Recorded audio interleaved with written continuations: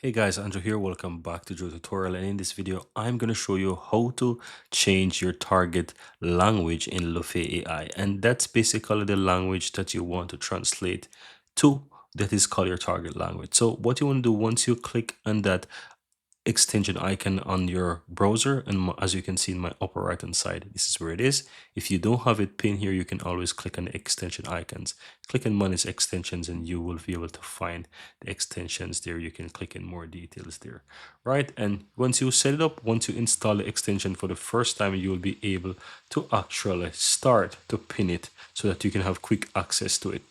Right now, once you click on the extension icon on the upper right hand side, you will see at the top it tries to detect the language. So here you can see the detected language. You can always change this if it's different or if it's not correct, or if you want to be super specific, you can search for the current language. Note towards the right hand side is the target language. Basically, this is the language that you want to translate to. So if you want to change that language, simply click the drop down there and you will be able to change that language. So if I want, for example, Hindi, I can click on that and it's going to try to translate it for me. And as you can see, it started to translate the website as best as it can.